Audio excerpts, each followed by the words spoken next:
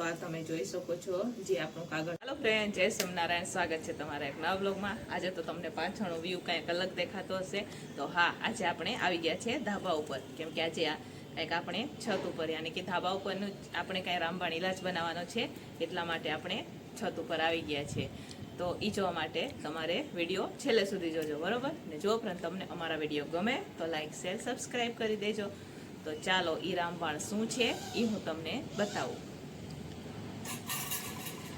તો આપણે આ બોટલમાં પેટ્રોલ લઈ લીધું છે. આ તમે જોઈ શકો છો, સ્કૂટરમાં વાપરીએ એ જ પેટ્રોલ છે, બરોબર. અને આ લીધું છે આપણે થર્મોકોલ. તો એનાથી સરસ મજાનું જે છત ઉપર લીકેજ થતું હોય એના માટે આપણે સરસ મજાનું રામબાણ ઇલાજ બનાવશું. તો ચાલો બનાવવાની શરૂઆત કરીએ. એ ફક્ત ધાબા પર, છત ઉપર જે તમે ફેવિકોલ તરીકે પણ વાપરી શકો છો. તો વિડીયો છેલ્લે સુધી જોજો. ચાલો બનાવવાની શરૂઆત કરીએ. અહીંયા એક બાઉલ લઈ લીધો છે. આપણે પહેલાં એમાં થોડુંક એટલું પેટ્રોલ નાખશું. ફરીથી ઢાંકણું બંધ કરી દઈશું.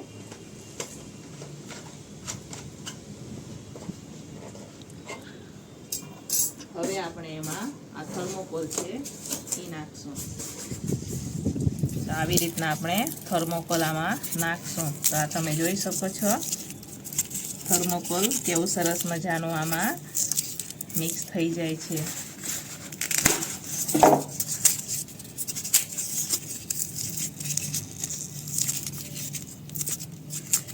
નાના નાના કટકા નાખશું એટલે ફટાફટ ઓગળી જાય. હલાવતા રહીશું.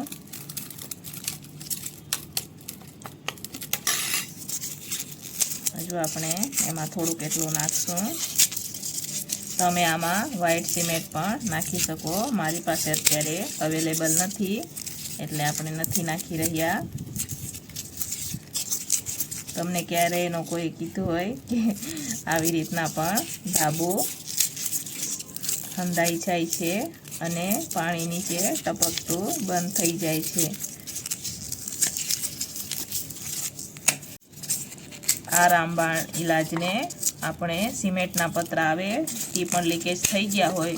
ઘણીવાર ગામડામાં બધે સિમેન્ટના પતરા હોય, તો જે પતરું તમારે જ્યાં લીકેજ થઈ ગયું હોય યાની કે તિરાડ પડી ગઈ હોય તો તમે ત્યાં પણ આ રેમેડીને બનાવીને તમે લગાવી શકો છો.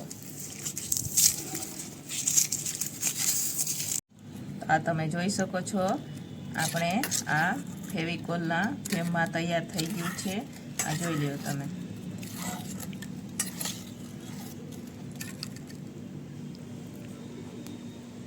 ફેવિકોલ આવો જ હોય છે ને, આ જોઈ શકો છો તમે.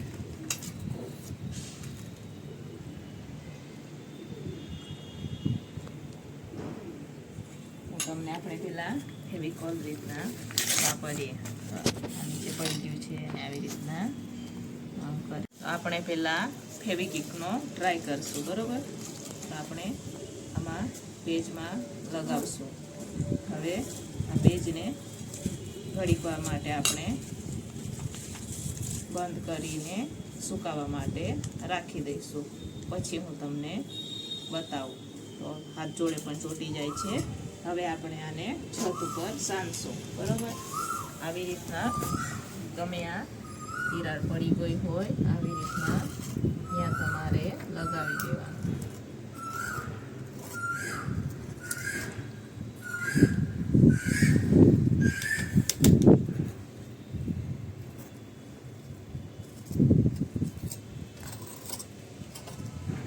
તો આ તમે જોઈ શકો છો સરસ મજાનો આપણો એક રામબાણ સ્લેબનું તૈયાર થઈ ગયું છે, બરોબર.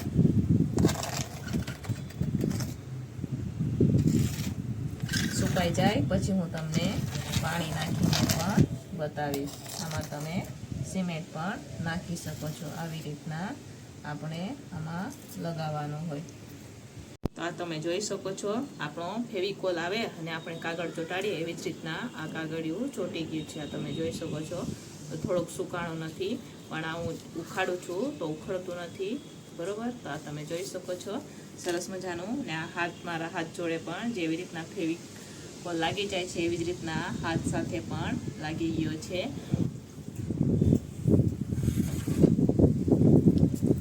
ચાલો હું તમને પાણી નાખીને બતાવું. તો આ તમે જોઈ શકો છો પાણી એના સાથે રહેતું નથી, નીકળી જાય છે. હજુ તો આપણે સુકાણું એ નથી તો છતાં પણ પાણી અહીંયા રહેતું નથી, વયું જાય છે. ના સેમ છે એવું ને એવું છે. તો